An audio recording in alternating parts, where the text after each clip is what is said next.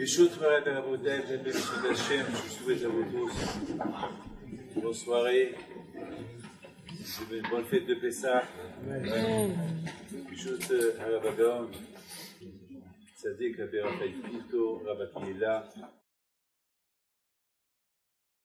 et avec la permission des rabbinis présents.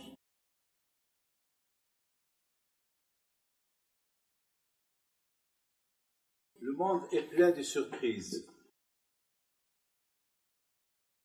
La première surprise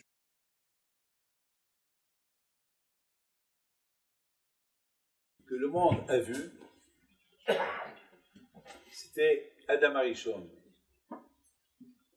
Lorsqu'il a vu que tout le monde avait une femme, une femelle, et lui était seul, et à un moment donné, il se réveille, il dort, il se réveille, il trouve une femme devant lui. Surprise. Nous avons tous lu l'histoire de Purim. C'est une histoire qui est toute pleine de surprises.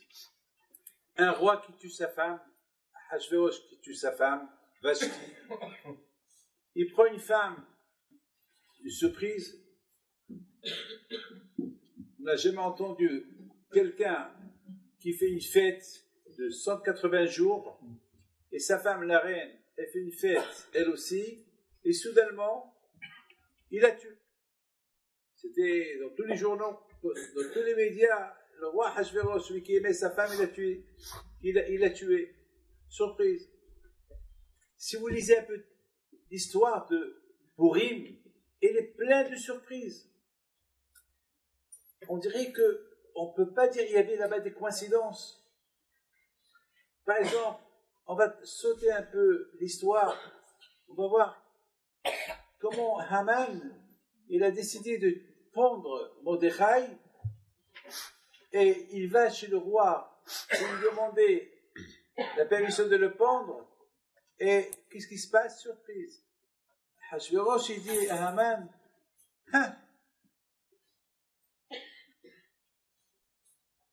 toi qui es venu me parler pour prendre Mordechai, tu vas aller prendre Mordechai et tu vas faire avec lui un grand tour dans toute la ville de Shoshan et tu vas dire devant tout le monde, celui que le roi il aime. Vous vous rendez compte? Haman, il va pour demander la tête de Mordechai et la surprise éclatante.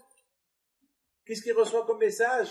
Le roi Achashverosh lui dit, tu prends Mordechai, tu lui fais le kavod. Et la plus grande surprise était lorsque Mordechai, Al-Tzadik, on le voyait dans toutes les rues de Shoshan, sur un cheval, avec une couronne sur sa tête, habillé avec des vêtements royaux. Personne n'a compris. Tout le monde parlait de on va tuer les Juifs.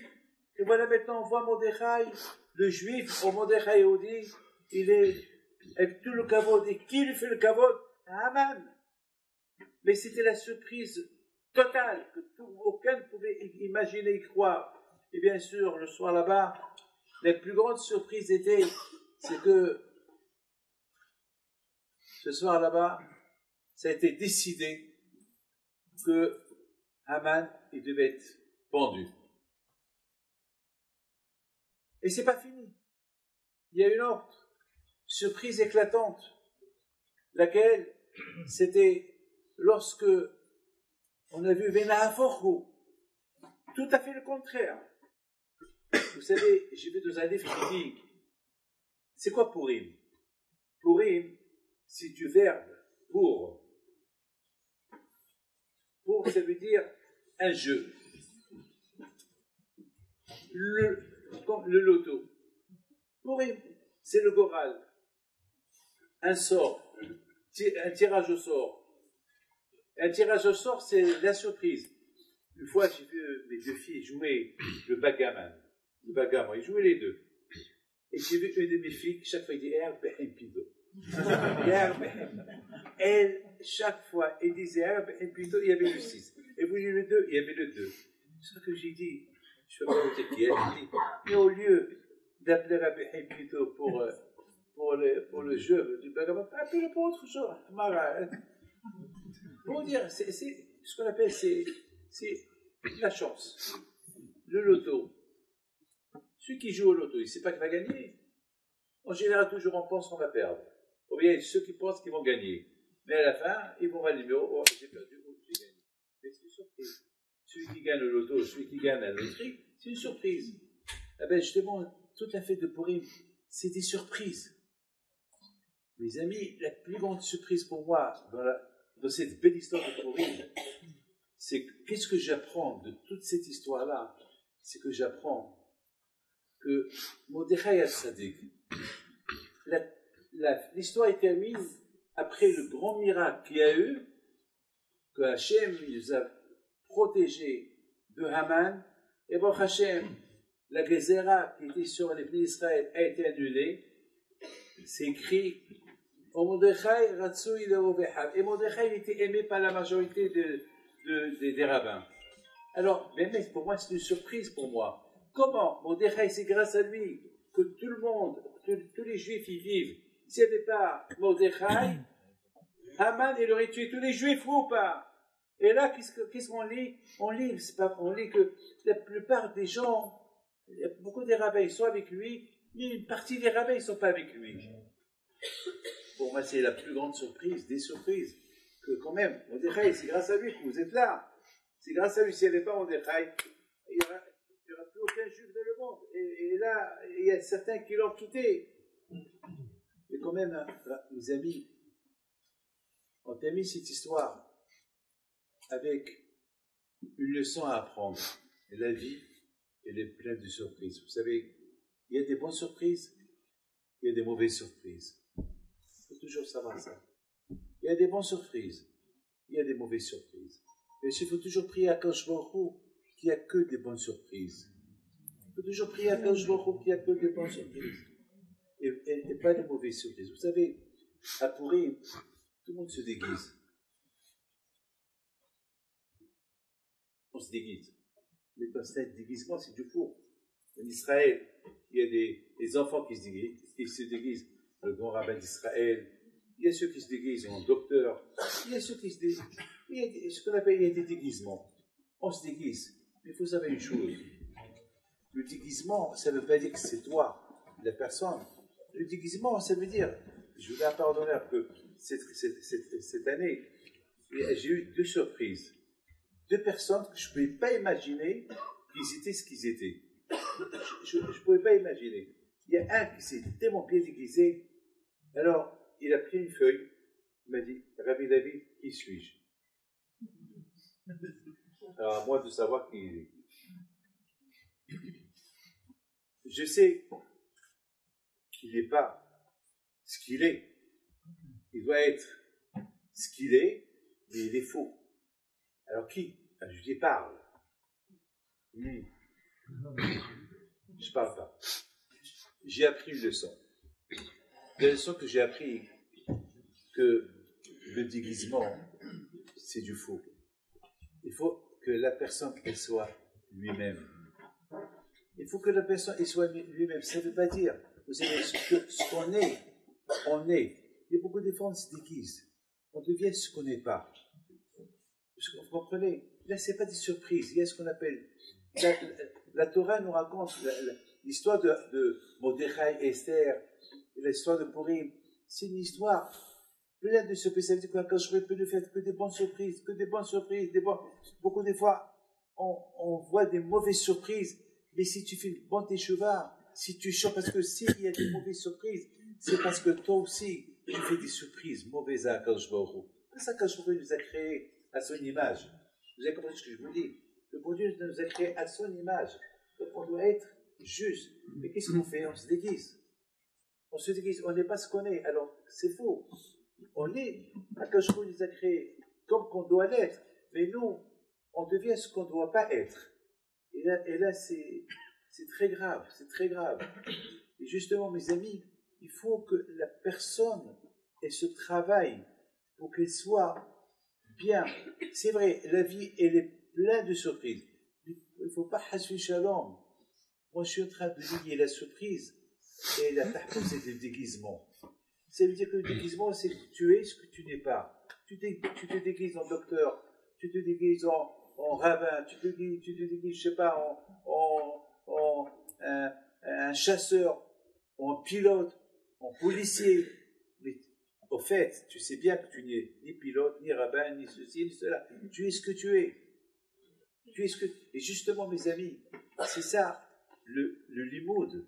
Le limoud de Purim, c'est l'équivalent du limoud de Kippour. Vous savez, on dit Kippourim, c'est le jour de Kippour, mais on dit on lève le qui et reste Purim.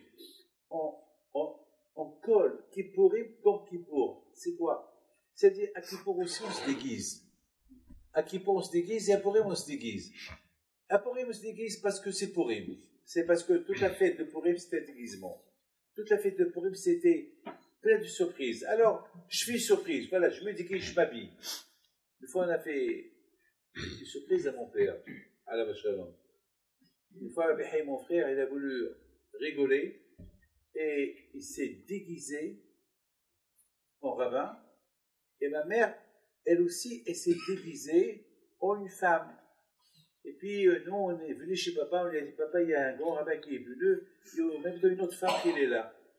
Alors, mon père, il a dit, alors, fais passer la femme la première, et après, tu fais passer le rabbin. Et ma mère qui était déguisée, elle vient, et dit à mon père, une bracha. Mon père, il dit, quelle bracha? Comment tu t'appelles? Je m'appelle Mazal. Mon père, il fait la bracha Mazal. Et ton mari, Moshe, Aaron. Et il fait, et tes enfants? Alors, j'ai Denis, j'ai Haïm, j'ai David. Mon père a commencé à rigoler, il a dit, oh là là, tu as les mêmes noms que ma femme, mes enfants.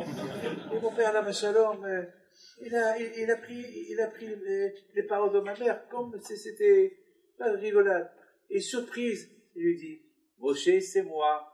Et elle a touché. Mon père, là, Shalom, vite, il a sauté. Je peux vous dire, mon père, là, Shalom, c'est la première fois de ma vie que je vois une surprise que presque elle aurait pu se terminer mal. Pourquoi? Parce que mon père, il en a voulu à ma mère pendant un laps de temps, parce qu'il dit avec ça, on ne joue pas.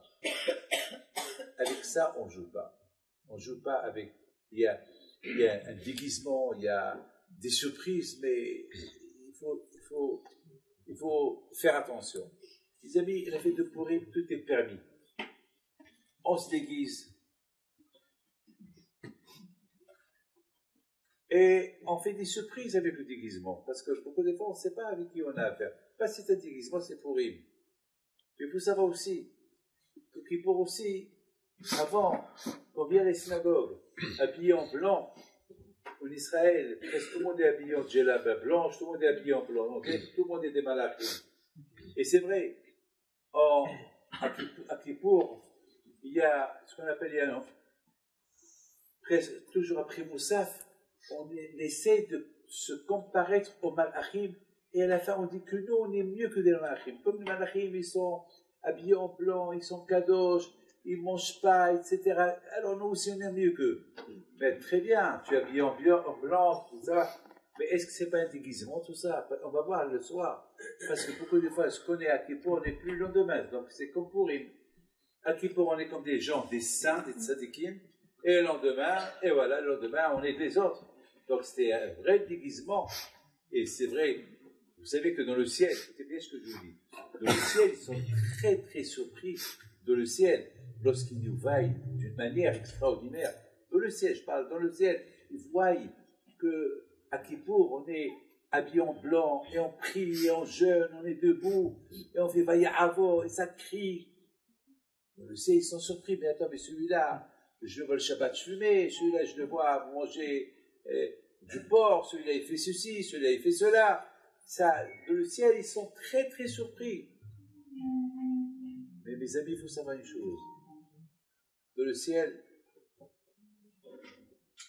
on est aussi surpris d'une autre chose. Le Satan, à Kippour, il est inexistant. On ne le voit pas.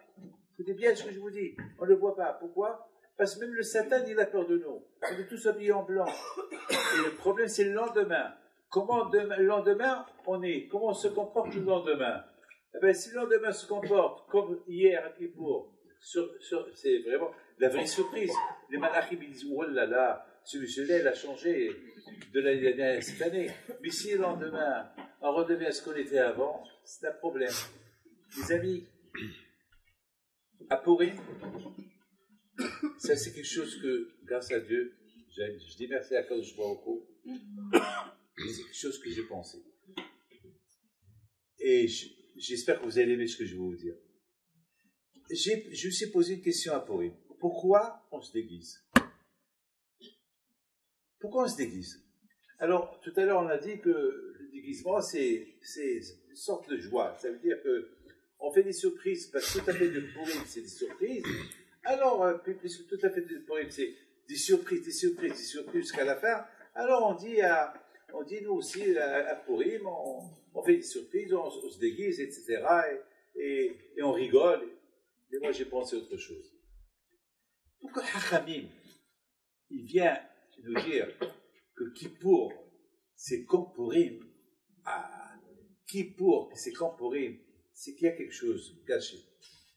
Puis mes amis, j'ai découvert qu'il y a un rabbin qui dit, vous êtes tous au courant qu'à Purim, ce qu'on demande, on le reçoit. Vous pouvez demander à quiconque que vous voulez. Si quelqu'un vient te dire, donne-moi quelque chose, donne-lui. Même si 10 fois il vient te demander, demande la tzedaka, donne-lui. Parce que le jour de Purim, c'était un jour béni. Parce que le miracle qu'il y a eu à Purim, on ne peut pas l'imaginer jusqu'à la fin des temps. Ce qui s'est passé à Purim, c'est que la Gezerah de Haman va être annulée jusqu'à la venue de Mashiach. C'est que jamais il y aura quelqu'un qui va dire je vais exterminer les Juifs. Jamais, il n'y aura pas. Comme Hitler, il a voulu, il n'a pas réussi. Jamais, jamais. Même la Gemara le dit. La Gemara dit que le Nes de Purim, sauf Konanissim, le Nes de Purim, ce que Haman, ce que Amalek a voulu faire aux Juifs à Purim, chose pareille, elle ne va jamais se produire.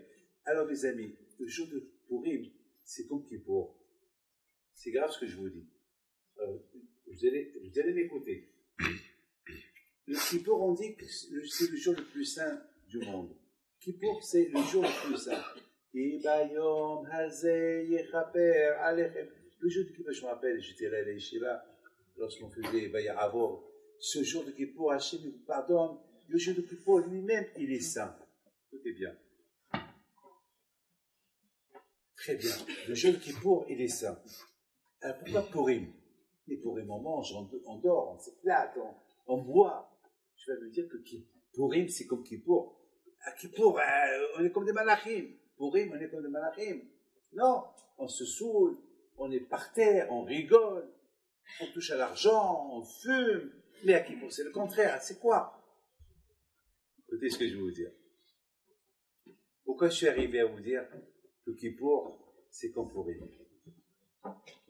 C'est parce que, déjà, avant que Esther, elle a parlé avec Hachvérosh pour annuler la Gezerah de Haman, les Juifs, ils ont jeûné 3 jours. 3 jours et 3 nuits. Vous vous rendez compte, c'est quoi jeûner 3 jours? C'est pas 24 heures comme on fait à Kippour. Ils ont jeûné 3 jours et 3 nuits. 72 heures, ils ont jeûné. Et en plus, et des nuits, ils ont jeûné. C'est la folie. Vous savez, c'est quoi jeûner? 2 jours, 3 jours, 4 jours?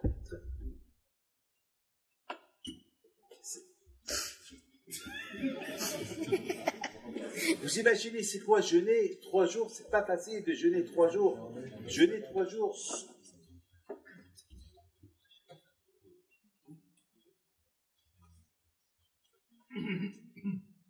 Jeûner 3 jours et 3 nuits, c'est pas facile.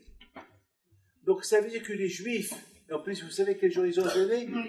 Vous voulez savoir? Ils ont même jeûné à Pessah. À Pessah, on mange la galette. À Pessah, on boit du vin. On boit les 4 kosot. À Pessah, on est heureux, on est content à Pessah. Et les Juifs, pendant 3 jours, ils ont jeûné.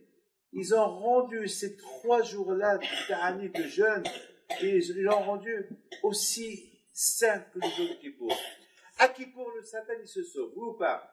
Vous êtes tous d'accord, oui ou pas? Le Satan, à Kippour, il se sauve. Pourquoi? Parce qu'il nous voit habillés comme des malachim. Alors il croit qu'on est des malachim, qu'est-ce qu'il fait? Il se sauve. Ou pas? Alors écoutez, à Purim, il ne reconnaît pas. Vous avez compris? Moi, David Pito, je suis déguisé. Parce que le Satan, il sait que je suis un homme sérieux. Et à Kippour, je rigole. Et à Purim, je rigole, je bois. Et je suis en djellaba. Tout le monde est, comment ça s'appelle? Tout le monde est déguisé. Donc, le Satan, il ne sait pas. Mais qu'est-ce qui se passe aujourd'hui? On dit, aujourd'hui, c'est comme Kippour, mais Kippour, ils sont comme des malachim. Aujourd'hui, ceux-là, ils sont comme des malachim. Qu'est-ce qui se passe aujourd'hui? Donc, à Purim, on le fait, il se trompe. Le Satan, il trompe sur notre compte. Étant donné que le Satan, il trompe sur notre compte, et dans le ciel, c'est calculé. Qu'est-ce que c'est calculé? Le Satan, il n'a pas apparu aujourd'hui. Pourquoi il n'a pas apparu? Ben, je ne sais pas, alors on lui dit, Satan, attends, qu'est-ce qui se passe? Aujourd'hui, on ne te voit pas. Ah ben, je ne vois pas où sont les Juifs. Ils sont tous, je ne sais pas, je ne les reconnais pas. Je ne vois pas où est David Pito, je ne vois pas où est Gabi Daron, je ne vois pas où il est Perfect. Je ne vois pas. Je ne reconnais plus personne. Vous vous rendez compte, à Kippour, on comprend qu'à Kippour, on est des Seder, on est déguisé à Kippour, on est comme des malachim à Kippour, par rapport aux vêtements, etc., etc. Mais à Purim aussi on se déguise. C'est plein. Surprise totale pour le Satan qui ne reconnaît plus. Il ne sait plus qu'est-ce qui se passe. Il ne reconnaît plus. Mes amis, je vous raconte une histoire. Très belle histoire. Je ne peux pas dire de nom, rien du tout. Je l'ai écoutée aujourd'hui. Il y a une femme qui est venue me voir, parmi les femmes que j'ai reçues aujourd'hui. Elle m'a raconté que cette semaine, elle a eu la surprise de sa vie. Non, pardon, la semaine dernière. Elle a eu la surprise de sa vie. C'est quoi la surprise de sa vie? Je veux dire à lui, David, pour moi, mon père n'était pas juif. Pour moi, ma mère est juive, mon père n'est pas juif. Et Baruch Hashem, je la connais bien cette femme depuis longtemps. Baruch Hashem, tous mes enfants, ils sont mariés. Mes enfants, Baruch Hashem, ils étudient la Torah. Mon mari, il étudie la Torah.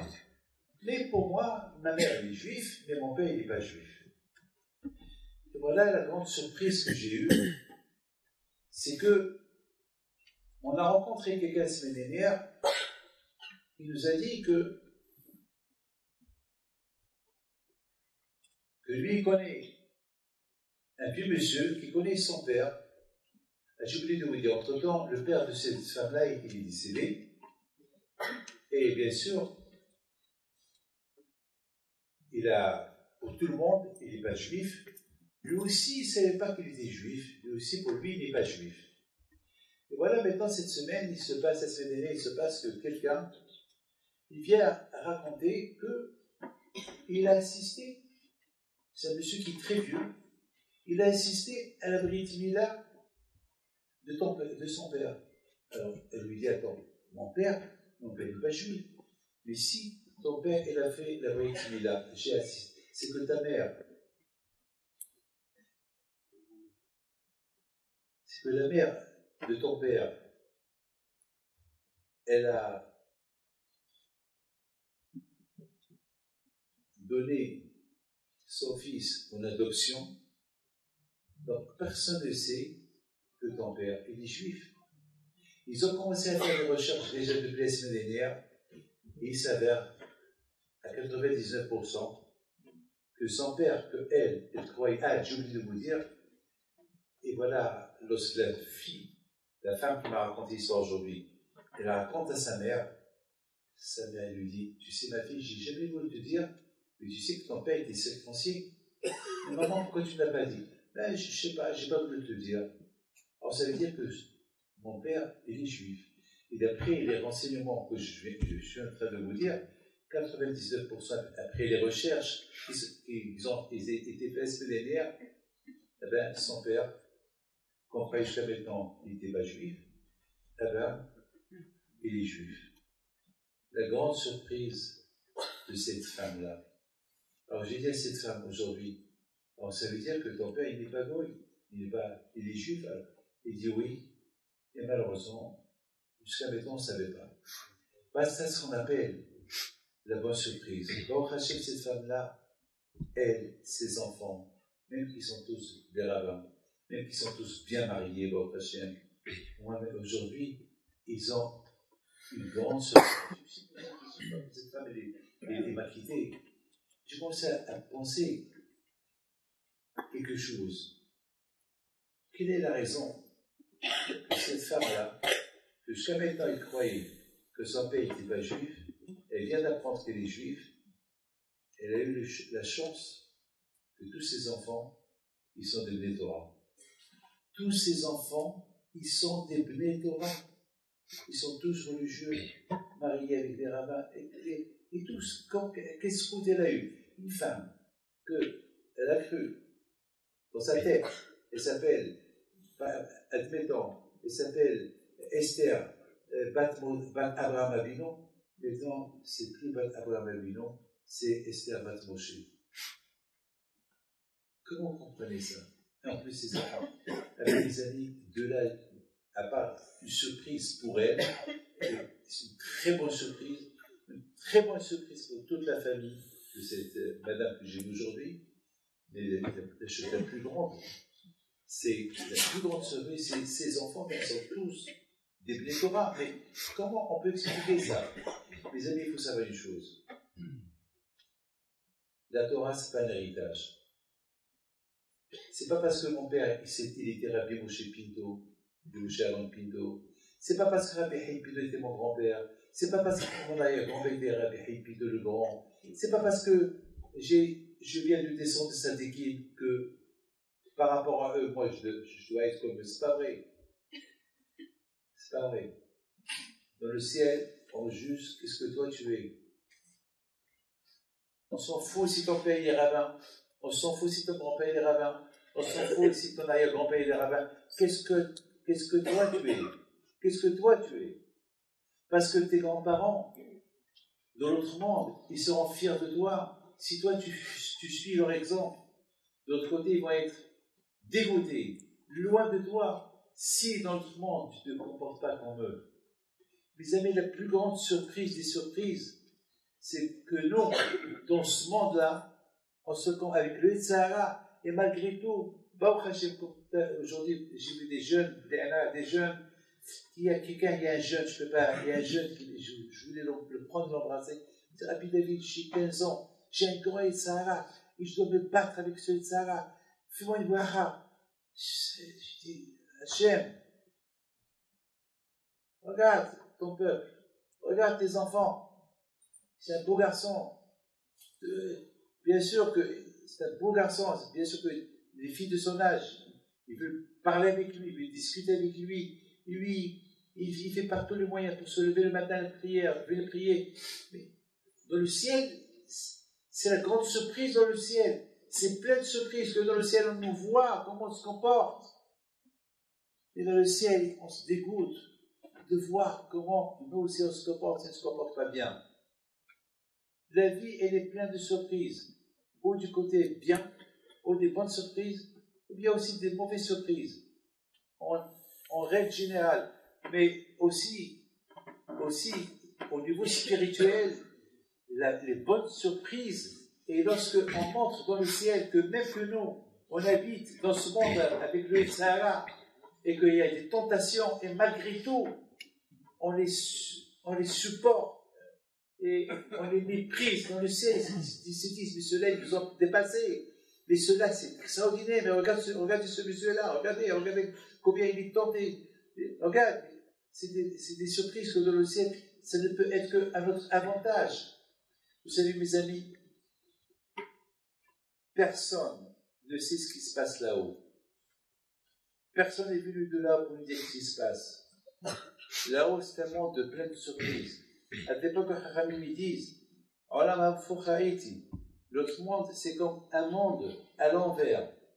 Les gens que dans ce monde-là on croit qu'ils sont sadikim, ils se trouvent là-haut, ils sont pas bien perçus, on les voit pas bien, peut-être on leur fait pas assez de carottes là-haut. Mais les gens que dans ce monde-là, ils ont ni barbe, ni rien du tout, avec une petite kippa sur la tête, et qu'ils viennent à la synagogue, ils voient un rabbin qui étudie de temps en temps, ils prennent de leur temps pour venir étudier, et bien dans le ciel, ils sont considérés, surprise.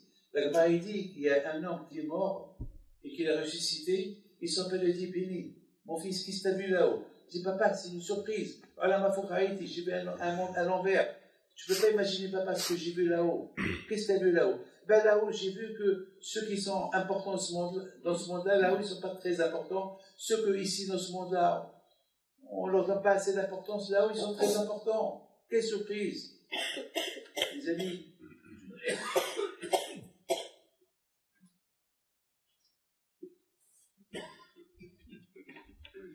quand j'avais 50 ans, ma famille, ils m'ont fait une surprise. Ils m'ont fait une surprise, la mode. Cette mode, l'anniversaire surprise. C'est la mode.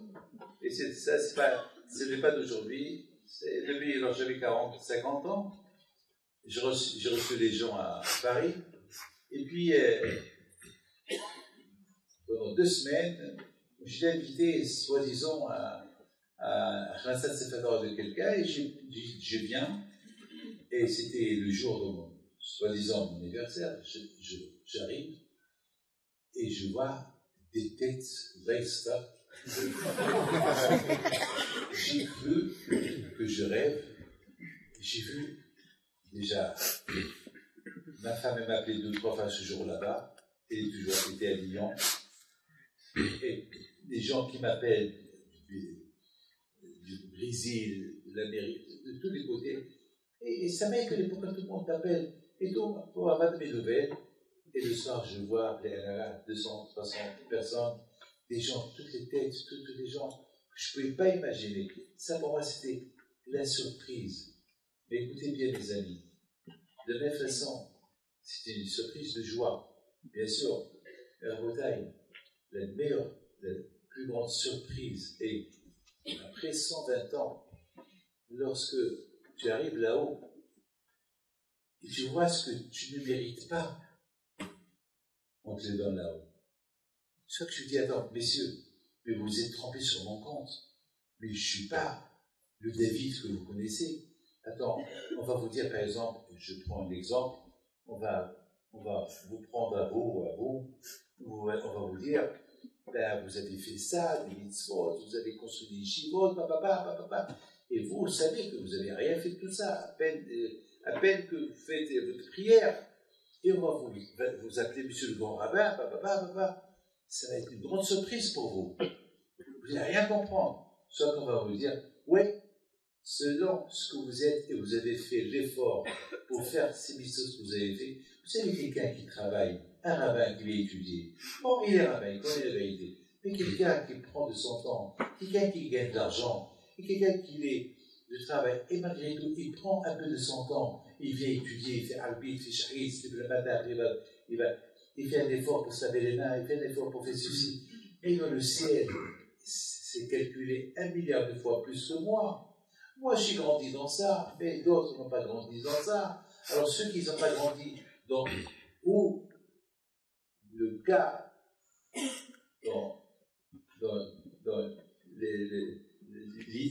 dans mon cas, moi, j'ai grandi dans une famille des tzadikim. L'autre, il est 8 fois plus que moi. Vous savez, vous voulez savoir la plus grande surprise? Écoutez bien cette belle histoire. C'est passé à Lyon. Mais il faut l'écouter, hein, d'accord? J'avais 29 ans. Et j'étais à Paris. J'étais jeune, j'avais pas de barbe, j'étais beau garçon. Voilà, j'étais jeune, je faisais la gueule avec une Pinto, mais je n'étais pas marié encore, donc je ne pouvais pas être ce que je devais être. Et un jour, chez la famille Pérez, un jeudi soir, il y a quelqu'un qui tape à la porte. Ils ont dit, est-ce qu'il est là, Rabbi Pinto? Rabbi Pinto, il est mort. Rabbi Pinto, il est mort. Oui, on m'a dit, oui, on nous a dit qu'il est là. Alors à l'époque, venir de Lyon à Paris, c'est des trains de 7 heures. C'est pas, il n'y avait pas de TGV 2 heures. C'était des trains où tu passais toute la nuit dans le TGV. Dans le train, c'est pas les trains d'aujourd'hui. Bon, je dis, elle dit, alors, Madame Pérez, elle dit, bon, vous savez, on a chez nous le petit-fils de Rabbi Pinto. Eh bien, peut-être c'est lui. Elle rentre, je vous donne la parole d'honneur, et dès qu'elle m'a vu, elle m'a dit, ah. J'avais compris. J'ai pas compris. Je lui dis, c'est pas pour Rabbi Pinto. Je dis, non, David. Mon beau-père, c'est Rabbi Pinto. Mon père, c'est Rabbi Pinto. Je lui dis, ma fille est dans le coma. On habite de Lyon. Je suis venu de Lyon. À l'époque, il n'y avait pas de téléphone.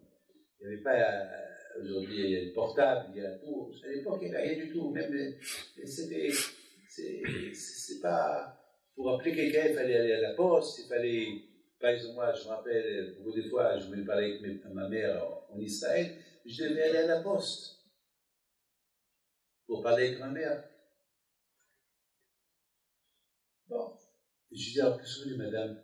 Ben, je voulais Rabbi Pinto. Je dis, ben, si Dieu veut, ben, sachez, puisque Rabbi Pinto, que ta fille, elle est guérie, qu'elle sort du coma, ces familles, elles habitent toujours là. Et aujourd'hui, j'ai reçu une lettre de cette fille-là, elle-même, un email, elle parle à propos de sa fille. Bon, je ne vais pas rentrer dans les détails, je ne peux pas aussi dire des noms, mais je peux dire une seule phrase que son mari était boucher ici à Lyon. Et bon, il me dit alors, si ma fille ouvre ses yeux, je vais vous faire une séouda de Hodaya pour Rabbi Pinto. Je dis, si Dieu veut. Bon, Hachem, il y a eu un miracle. Le lendemain, on reçoit un télégramme. À l'époque, il y avait des télégrammes ou téléphone, que bon, Hachem, la fille, s'est levée, elle fait son adobaya dimanche soir. Alors, dans ma tête, je me suis dit, bon, alors je vais marier, j'ai promis que je viens. Alors, je suis arrivé, j'avais une petite veste, ma petite casquette, et je rentre. Alors on me dit, monsieur le rappelle, le temps que les gens ils viennent, veulent rentrer dans cette chambre-là. Et j'entends les gens qui arrivent, et soudainement, les gens ils rentraient dans la chambre. Et chacun qui rentrait dans la chambre où j'étais, moi j'étais assis avec une cigarette, et chacun qui me regarde, fait ah. Chacun qui regarde ah. Alors, beaucoup de fois, le A à eux, ça me faisait dire aussi moi A. J'avais pas la peur. Moi aussi, il me faisait peur avec le A à eux. Et surtout, il y avait une femme. Ouah, elle a poussé à écrire tout ça. Mais qu'est-ce qui se passe? Pourquoi les gens ils rentrent? Ils veulent des bras forts. A. J'ai compris, j'ai appelé Madame X, celle qu'elle a. Je dis, Madame, qu'est-ce que je fais ici là? Je suis devenu quoi? Un drapeau, je suis devenu quoi ici? Non, c'est que je devrais. Qu'est-ce qu'elle a fait, elle? Elle a dit à tout le monde, c'est Rabbi Pinto qui va être chez nous. Alors les gens, dans leur tête, c'est Rabbi Pinto, c'est le composé dans la photo, bien Rabbi Pinto avec une barbe. Là, il voit quelqu'un, c'est pas Rabbi Pinto, c'est un jeune homme qui n'est pas marié, avec une cigarette à la main, et avec une chemise, assis. Alors, d'ailleurs, parmi ces gens-là, il y avait ma femme. Elle aussi, elle est venue avec son frère Maurice. Alors, Maurice, il est venu pour une cause et me dit, je veux une bracha pour ma soeur. Et d'ailleurs, je me rappelle, dès qu'elle est rentrée avec son frère, vous connaissez tous ma femme, et dès qu'elle m'a regardé, elle a éclaté de rire. Pourquoi elle a éclaté de rire? Parce qu'elle a dit son père, c'est lui le Rabbi, c'est lui.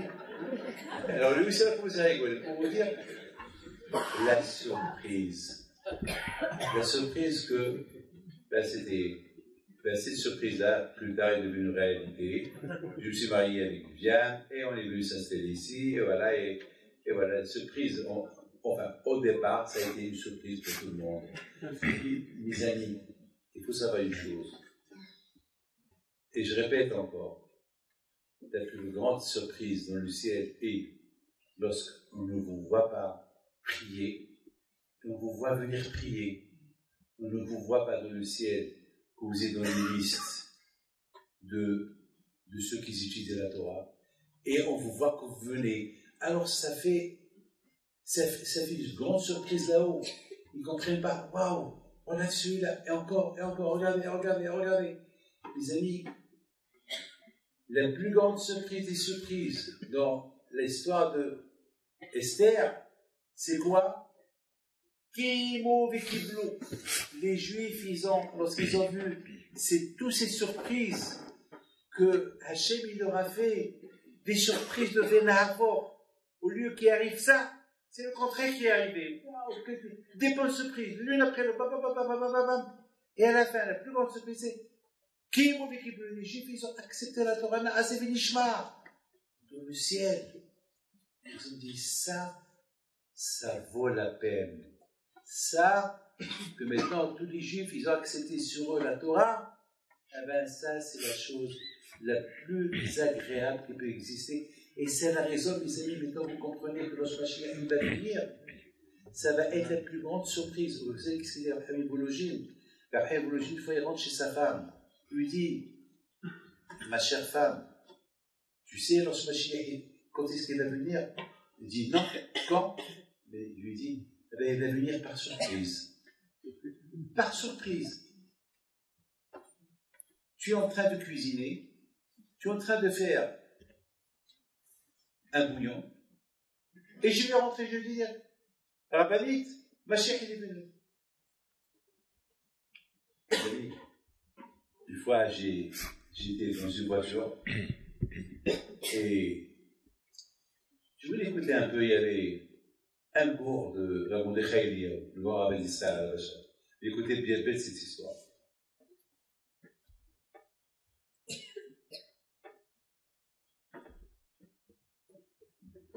J'écoute. Il pose une question. Vous savez que chaque jour, pour ceux qui lisent Télim, ils disent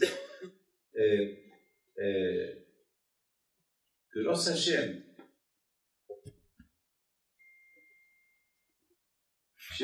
בשום השם את ציון, היינו כחולמים, אז ימלא פינוס, אז ימלא צחוק פינוס שנרינה. Que lorsque Mashiach va venir, Be'ezat Hashem, on va être heureux, et tous on va commencer à rigoler.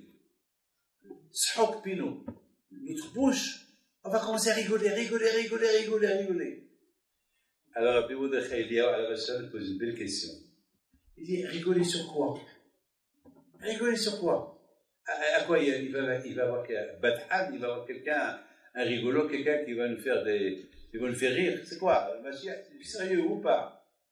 Et le Mashiach, il n'y a pas de rigolade, c'est du sérieux. Ah, c'est quoi? Le Mashiach, il va venir. On va voir que tout le passé, tous les 3000 ans d'exil qu'on a fait depuis le Matan Torah, 3500 ans depuis le Matan Torah jusqu'à maintenant, c'était comme un rêve. Et on va commencer à rigoler. Alors il dit une belle phrase, il dit, mais bien sûr, il va avoir Tehiyat Amitim, oui ou pas? Vous avez les monarques, oui ou pas? Tehiyat Amitim, c'est l'une des 13 choses qu'on a l'obligation de croire, Tehiyat Amitim. Alors vous savez que mon grand-père, le père à ma mère, le pauvre, il est mort à l'âge de 40 ans. Avant notre père, à la Vacha. Il était très jeune. Il est mort à Essaouira. Et il a laissé sa femme, nommée Simha, avec tous ses enfants. Il avait peut-être une dizaine d'enfants. ou 7, je ne peux pas vous dire exactement. Elle avait une seule fille, c'est ma mère, et le reste, c'est des garçons, peut-être 7 garçons. Et ma mère, ma grand-mère, c'est qu'on a le voir, lorsqu'elle est décédée, était vieille. Très, très vieille. Elle avait peut-être 90 ans. Maintenant, elle avait 90 ans lorsqu'elle est morte. Et son mari, il avait 40 ans lorsqu'il est mort.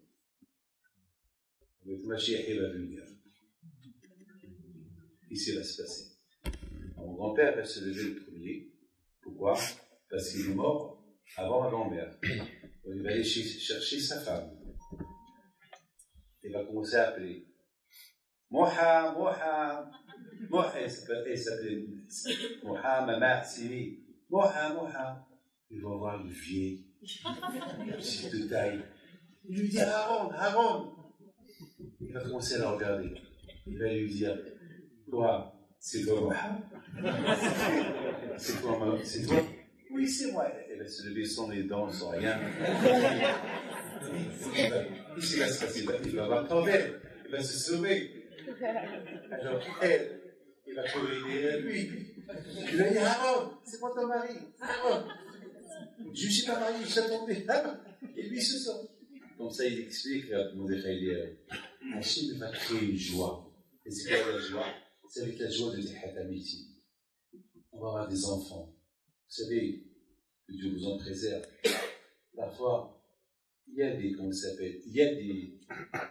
Je connais quelqu'un, le pauvre, M. Bismarck, qui le pauvre, il est mort dans un accident, il a laissé un enfant. Il avait quel âge? Il avait 22, 23 ans, lorsqu'il est mort. Aujourd'hui, son fils, il a 40 ans, 45 ans. Si Dieu veut, il va vivre 60 ans. Alors imaginez-vous, lui, il a 100 ans. Son père, il avait 22 ans lorsqu'il est mort. Vous avez un vieux de 100 ans qui va chercher son père, et le père qui va chercher son fils. Et là, il est en face de l'autre, ils ne se reconnaissent pas. Il lui dit, comment tu t'appelles? Quoi? Le vieux, il va dire à l'autre, qui est son père, quoi, toi tu es mon père? Alors ça va être rigolo. Ça va être la grande surprise que Hachem, il va réserver à Tehat Amiti. De manière que tout le monde va être heureux et content. Tout le monde va être heureux et content. Dans la bataille, en 2 mots. Sachez une chose. Si vous aimez Hachem, si vous voulez faire des surprises à Kadosh Baruch Hu qui nous fait plein de surprises. Les surprises que Hachem nous fait, vous savez c'est quoi les surprises que Hachem nous fait? C'est déjà les mitzvot qu'il nous a donnés. C'est des mitzvot, mais pourquoi de fois ça vous arrive? Écoutez bien, je ne vais pas vous rater ce que je vais vous dire. Pourquoi de fois ça vous arrive que la peine pour moi, jeudi soir, je dis ce soir je vais dormir. J'ai dit la vie. J'ai dit parce que mercredi soir j'avais un cours, après j'avais un autre cours, et après j'ai dormi très très tard, et le matin je vais recevoir les gens, et je vais me lever tôt. Alors jeudi soir, j'ai dit maintenant, je vais dormir, je vais prendre un cachet et je vais dormir. Bon, c'était vers 11h30 du soir. Je dis maintenant si tu veux, je me laisse comme ça demain c'est vendredi, je me prépare au Shabbat, etc. Et voilà, on reçoit un coup de téléphone. C'est qu'on a que ma belle-sœur, elle est malade à Marseille. Je dis à ma femme, je ne dis pas à ma femme, à la fin, je suis obligé de lui dire. Et puis, j'ai compris qu'après, j'étais au téléphone avec ses enfants, minuit, 1h du matin. Et puis, j'ai demandé à ses enfants, je voudrais bien voir leur mère par téléphone. Et alors, j'ai entendu leur mère, la sœur de ma femme. J'ai dit, mais attends, mais elle est en train d'agoniser là. Elle est en train d'agoniser. Parce que je me rappelle, j'ai vu mon oncle, Bibi Alpito, à la Shalom. J'ai vu quelques personnes. J'avais, j'oublierai, ici à Villeurbanne, j'étais avec M. Librati. Et lorsqu'on a été à l'hôpital pour la femme de M. Benmouyad, Zechona Jebracha, ce soir, on se rappelle d'elle. Et je me rappelle, toute la journée, on est resté à côté d'elle. Et... Donc, je connais plus ou moins la personne et l'agoniste comme aussi. Mes amis,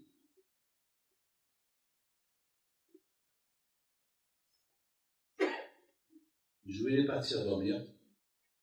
Surprise. Au lieu que je dors, ben, on a appelé Rabbi Raphaël pour qu'il cherche des places pour ma femme pour qu'elle vienne à Paris. Elle arrive, elle n'avait pas de vol pour Paris, elle n'avait que pour Genève. Notre surprise. De Genève, elle devait prendre la voiture, on lui a envoyé une voiture pour la prendre à Marseille pour l'enterrement de sa sœur. Surprise. On lui dit, madame, tu vas arriver tard, tu vas arriver quelque temps avant Shabbat, et là on ne va pas pouvoir enterrer ta sœur pour retourner. D'abord, elle ne dort pas toute la nuit. Moi aussi, je ne dors pas toute la nuit. Pourquoi elle va à l'enterrement de sa sœur, et total, elle n'a pas assisté à l'enterrement de sa sœur, elle a fait 2 jours pour passer Shabbat ici. Mes amis, pourquoi je raconte tout ça? La vie, elle est pleine de surprises. Comme que, vous savez, Hachem est témoin. Hier c'était dimanche. J'avais plein de choses à faire. J'avais un emploi du temps chargé. Je ne devais pas être avions. Je devais demain, si tu veux, jouer quelque part. Donc ça veut dire que moi, dimanche, j'avais affaire à Israël et lundi aussi. Et voilà. Tous mes projets, ils sont partis à l'ombre. Pourquoi? Parce qu'il n'y a que Hachem, les projets d'Hachem qui comptent. Nos projets à nous, c'est Hachem il veut. C'est tout. Mais les bons projets, et les bonnes choses, et les bonnes surprises, ceux-là, ils sont calculés dans le ciel. Mettez ça dans la tête. Par exemple, vous allez, comme je vous ai dit, vous allez partir pour dormir. Et faire une surprise à Hachem. Laquelle? Là, je vais faire chez Israël. Je n'ai pas l'habitude de le faire. Tiens, je vais ouvrir un livre. Au lieu que je vois la télévision, je vais lire un livre. Je vais lire l'histoire d'un tzaddik. Allez, pourquoi pas? Mais mes amis, ça s'appelle des surprises. Ça se appelle dans les hébreux Haftarah. Haftarah, c'est une surprise. Dans le ciel, ils adorent les bonnes surprises. Et lorsqu'on fait des bonnes surprises, dans le ciel, ils nous font aussi des bonnes surprises. Des choses qu'on ne s'attend pas, des choses qu'on ne s'attend pas, des bonnes choses, ils arrivent. Quand par exemple, moi la bonne surprise c'était quoi? Je suis venu à Lyon, à Villeurbanne, pour assister à cette fête-là, surprise. Tout le monde y croyait que j'étais Rabbi Pinto, j'étais que David Pinto, surprise pour tout le monde. Mais de l'autre côté, il y a eu une surprise, là-bas j'ai connu ma femme. Voilà. Là-bas, j'ai connu ma femme. C'est pas comme je voulais, mais ça va. Moi, je suis une Marocaine. Et à cause de tu m'as dit, je suis une Marocaine, eh bien, on va te donner une Algérienne. Voilà. Et bon, Hachem, grâce à Dieu, et bon, Hachem, merci à Hachem. Donc, grâce à Dieu, j'ai des enfants avec elle, des enfants qui sont tous dans la Torah, bon, Hachem. Des filles qui sont tous dans la Torah. Qui peut imaginer d'une bonne surprise, d'une fausse surprise, pardon, que les gens croyaient que j'étais Rabbi Pinto, à une bonne surprise, que justement Hachem a tout fait, il a tout calculé pour que je rencontre ma femme. Maintenant, je termine. Comment s'est terminée l'histoire? L'histoire s'est terminée que j'étais en Israël pour le mariage de Albert, mon frère, et ma mère, elle me dit, David, tu peux venir avec moi acheter des fleurs? Je dis oui. Je peux dire non. Ou pas? Non. Oui, je peux dire non. Et je dis oui. Et je vais faire lever les fleurs. Et même ma mère, elle n'avait pas besoin d'acheter des fleurs. Elle pouvait, je ne sais pas, elle pouvait envoyer quelqu'un, il y avait 2 ou 3 personnes qui étaient là pour nous aider. Je suis parti avec elle. Et en face, je ne sais pas qu'est-ce qu'elle faisait. Viviane et sa mère dans la rue. Et elle m'a souri, je lui ai souri. Et ma mère me dit, c'est qui? Ben, c'est qui? C'est une fille. Je lui ai dit, d'où je la connais? Eh ben, je l'ai connue dans une surprise partie.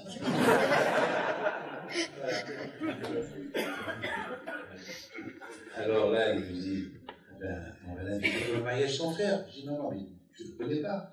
Et c'est pas grave, qu'elle vient. Il l'a invité au mariage. Et je dis, ma mère, mais maman, il ça y est.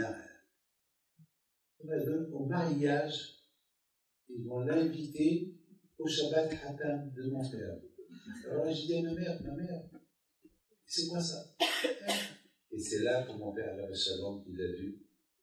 Et mon père, il s'est levé. Il a dit, comment je t'appelle ma fille? Je m'appelle Viviane. Et ta mère?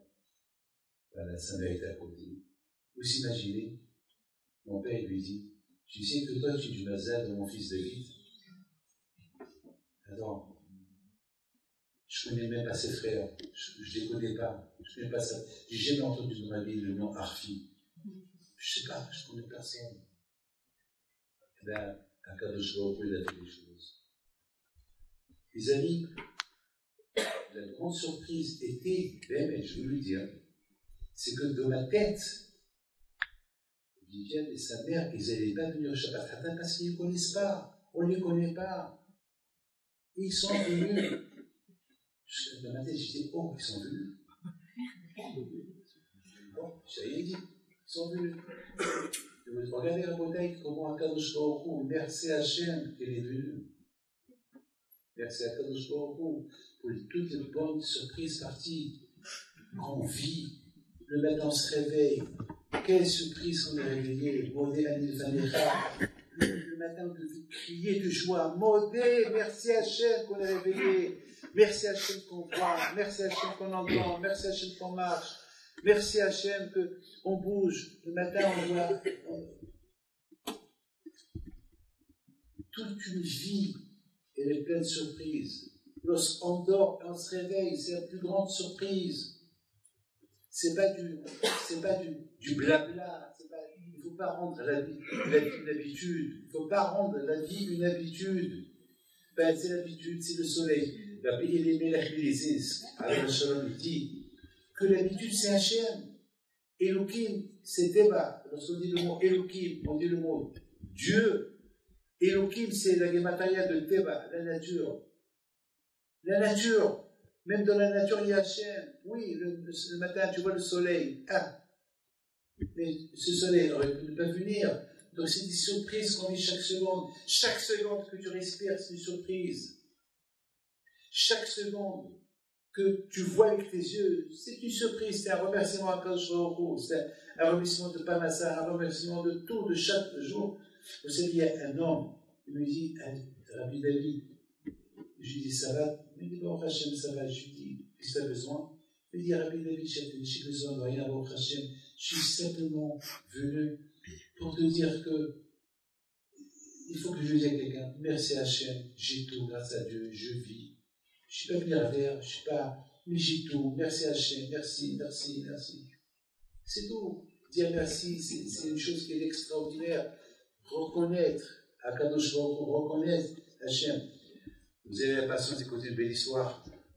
Ça, c'est une belle histoire que, pour moi, c'est la plus belle histoire des histoires avec ma grand-mère.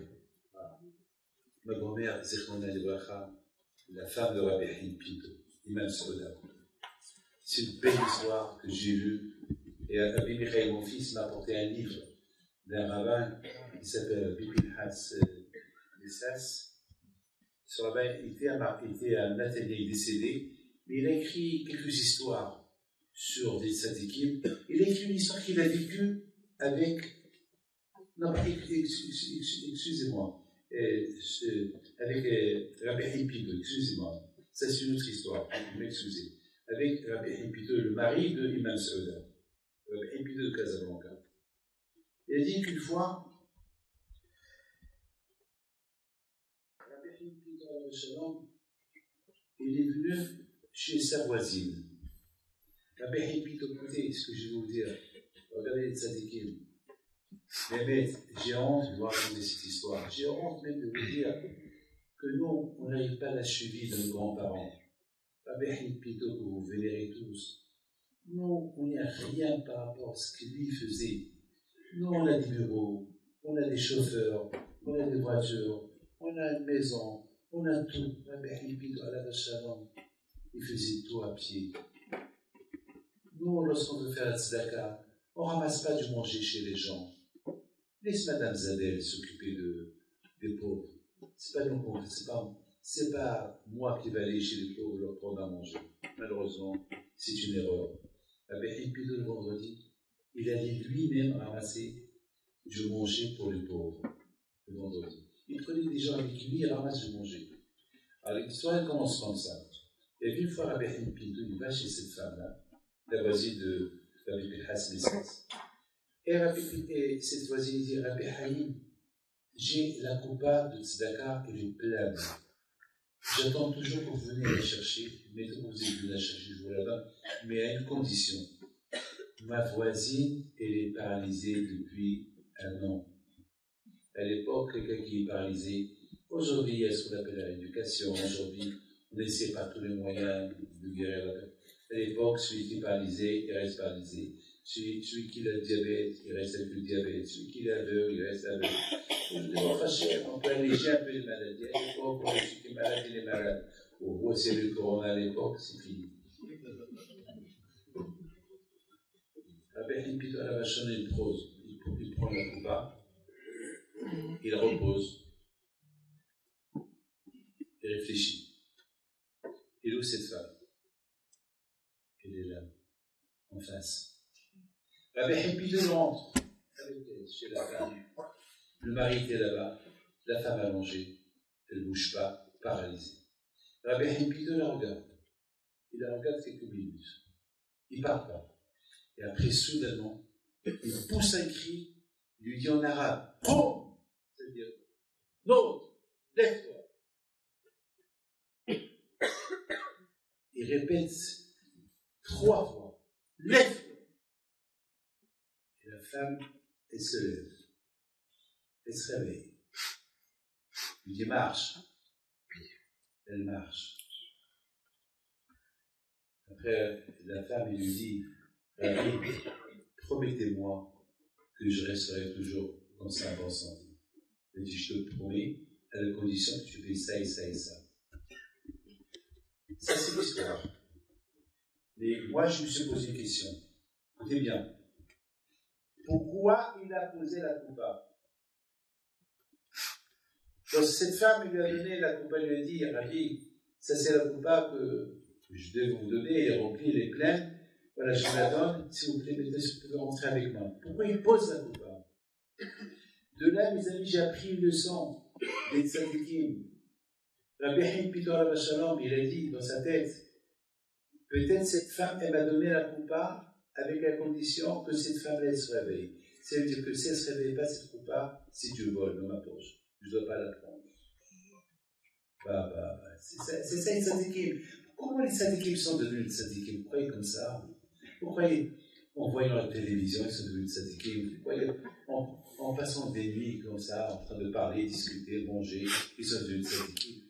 Chaque geste à eux, il était calculé. Chaque phrase à eux était calculée.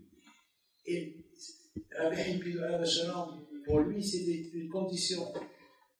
Cette coupa ne m'appartient pas, je ne la prends pas. Attends que cette femme se lève. Et c'est là qu'il est rentré. Il lui a dit 3 fois, non, non, come, lève-toi.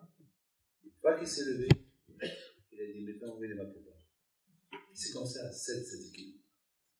Les amis chez tzadikim, il n'y avait pas de surprise chez eux de la façon dont ils s'avaient répondu. Peut-être nous, c'est des surprises, parce que nous, on est tellement loin. Alors, lorsqu'on fait mitzvah, on dirait qu'on a fait big deal. On dirait qu'on a fait waouh. On va se vanter, celui qui n'a pas dormi toute la nuit, il va dire, j'ai pas dormi. Il va arriver dans tous les réseaux sociaux, j'ai pas dormi toute la nuit, j'ai dormi toute la nuit. Dans tous les réseaux, tout le monde va écouter, j'ai vu. tzadikim ne dormaient même pas, personne ne le savait. Personne ne le savait. Ils étaient tellement discrets avec Akadosh Baruch Hu. C'était pas des surprises. Nous, oui, pour nous, c'est tout ce qu'on fait. C'est waouh, il a fait ça, waouh, il a fait ça, waouh, quel courage, waouh, il a fait ça, oui.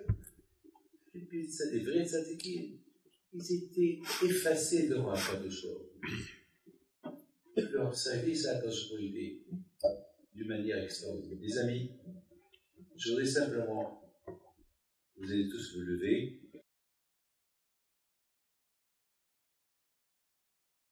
On va faire une prière pour tous les malades. Les malades, ceux qui ne sont pas mariés, si tu veux, ceux qui n'ont pas des enfants, et pour ceux qui ont besoin de voir. בישיבה חבותינו, אברהם יצחק ויעקב משה ואהרון, וישובח את כל הקדוש הזה, גדולים קטנים, הם ובניהם משה תקרא כדור יברך אתכם, ועלי הקדוש ברוך הוא משרת לבכם לטובה, וכן עליכם כל גזרות השבועות יגזור עליכם גזרות טובות, שברכו פרנסה טובה, רפואה שלמה, סיבובים טובים, פרודש לעין הרע, הקדוש ברוך הוא ילווה לרפואה שלמה, tous les malades, Hachem protège tous les otages, qu'il y aura la paix envers Israël, si Dieu veut, que Hachem il fasse que envers Israël de tout le Moyen-Orient, qu'il y aura le shalom qui est la raison, la paix qui est la raison, et Azat Hachem pour voir Mashiach Tzidkenu. Amen. Alechem Rahamim, Bechen Ratzon, Lona, Amen. Hachem Baruch Hu, il vous protège, il vous donne la santé, bracha, betzlach, Hazak, Rabbi Raphaël. Hachem, il aide pour tout le travail qu'il fait ici à la Yeshiva, avec vous, avec les jeunes, et tout le comité, tous ceux qui l'aident, que Hachem le protège, Shema Yisrael Adonai Eloheinu Adonai Echad. Shema Yisrael Adonai Eloheinu Adonai Echad. Adonai Melech, Adonai Malach, Adonai Mloch, Le'olam Va'ed. Adonai Melech, Adonai Mloch, Le'olam Va'ed. Adonai Yoshi'ana, Adonai Yoshi'ana, Adonai Yoshi'ana, Adonai Yoshi'ana, Adonai Yatzlichana, Adonai Yatzlichana, Adonai Yatzlichana, Adonai Yatzlichana, Yishe'ana Lavotenu,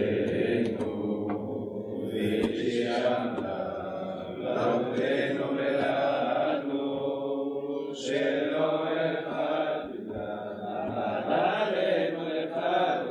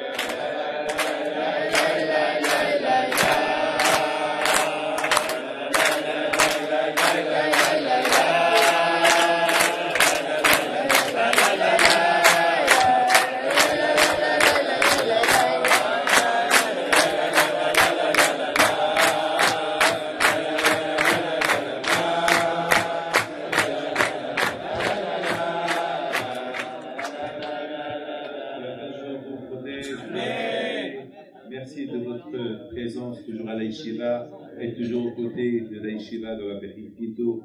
Que son zéro soit avec vous. Merci pour le comité, merci pour Rabbi Raphaël, merci pour toutes les femmes. Vous les femmes, vous êtes les meilleures parce que toujours vous êtes les premières. Rishit Sheva Kedusha, toujours vous êtes les premières dans tout ce qui est saint, vous êtes les premières. Alors vous les femmes, que le bon Dieu vous protège. Mazal pour ceux qui sont mariés, Shalom Bayit, et que je protège tous les ravins de la vie. Malheureusement, je dois réveiller.